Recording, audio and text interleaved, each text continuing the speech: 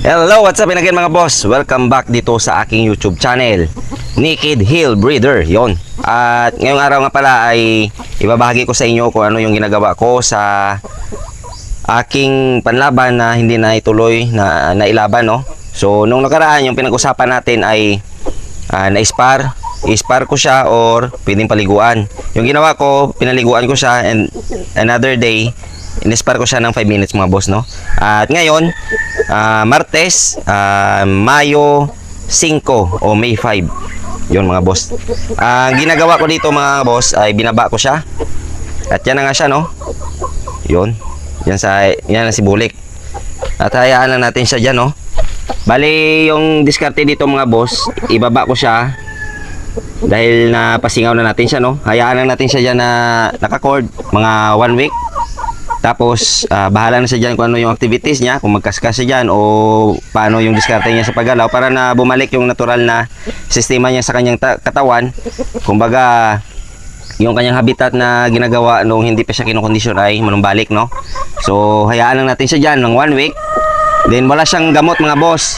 Pakainin lang natin siya ng pakainin. Kumbaga, kung ano yung dami ng pagkain niya, kinakain niya, ganoon pa rin yung pagpapakain natin sa kanya. Normal na tubig. Tsaka hayaan lang natin siya dyan. Kahit nalapitan siya ng babae para na makagalaw-galaw siya at makadiskarte.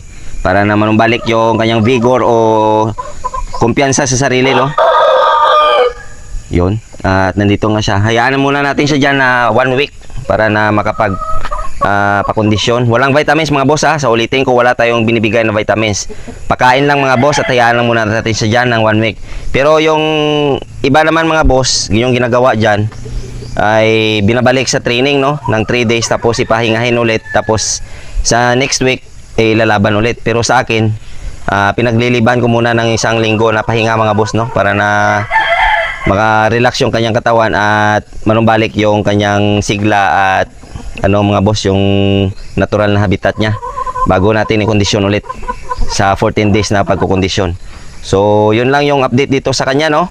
At yun nga, update ko kayo dito sa aking binread na Burmese mga boss na pinaris natin sa Belgian Asil. At yun nga, nandito tayo ngayon sa kanya, dito sa aking breeding.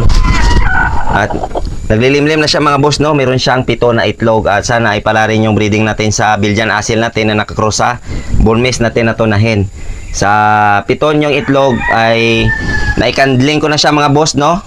At puro may laman yung kanyang itlog at sana ay matuloy-tuloy na mapapisa natin siya next week. So yun lang yung update dito sa aking munting manukan mga boss.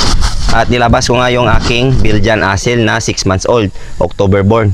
So yun lang muna mga boss. At kung nagustuhan nyo yung video na to, pa-subscribe.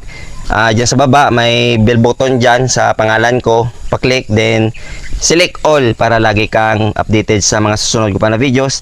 At lagi nating tatandaan mga boss na ang Naked Hill ay sports lamang. Huwag tayong mapakalulong sa sugal at lagi nating unahin ang ating pamilya. Yun lang, maraming salamat and God bless ating lahat.